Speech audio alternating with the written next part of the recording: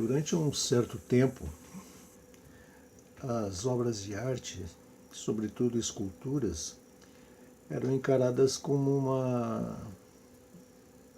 um objeto de ensino, um objeto onde a sua natureza não era apenas para embelezar as coisas, embelezar os logradouros, as casas, enfim. Eram também objetos de estudo, eram objetos cognitivos. Só que nesta levada, nesse tipo nessa forma de encarar obras de arte, estamos chegando num paradoxo.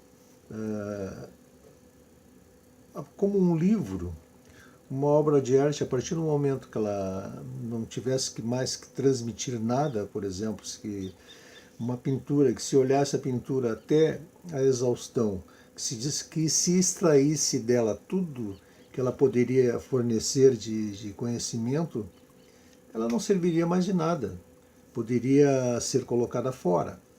Só que a escultura era mais visada nesse sentido, por uma razão muito simples.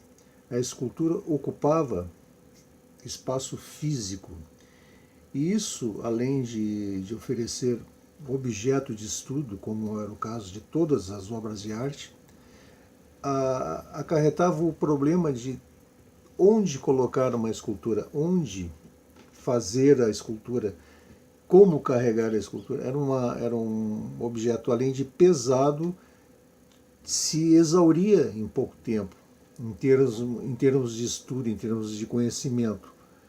Logicamente, isso trazia uma diferença bem grande em favor da pintura.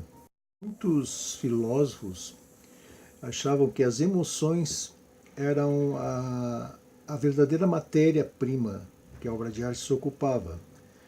E a partir do momento que uma pintura poderia transmitir mais emoção e mais conhecimento, embora fosse uma arte bidimensional, ela teria mais valor, teoricamente, que a escultura. Bem, isso até hoje perdura. É comum pegar uma coleção onde dizem, em princípio, a história da arte universal, a história de grandes artistas. Vamos ver ali que poucos capítulos, poucos volumes se ocupam da escultura, porque a escultura passou a se transformar numa prima pobre da pintura. E isso se verificou também em questão de valores, questão de necessidade de ter, quando houve necessidade de ter uma obra de arte, alguém tem necessidade, procura sempre buscar na pintura uma forma de preencher essa necessidade, deixando a escultura como uma coisa para depois, em segundo plano, o que acarreta, no final das contas, que a escultura se transforma numa senhora desconhecida em relação ao senso comum. Esses acontecimentos levaram os escultores a uma reação.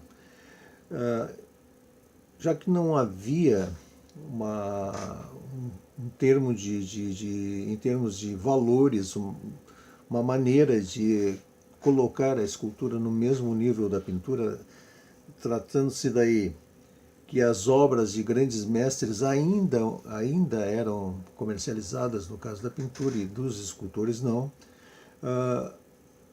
tiveram que mudar o conceito de aplicação das obras, já que as obras de pintura não se prestavam para monumentos.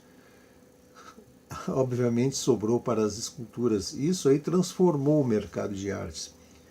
Trouxe um certo fôlego a mais para os escultores, embora o problema de valorização das obras continuasse, coisa que ainda até nos nossos dias não conseguimos resolver. Ainda a escultura é menos valorizada do que a pintura, infelizmente.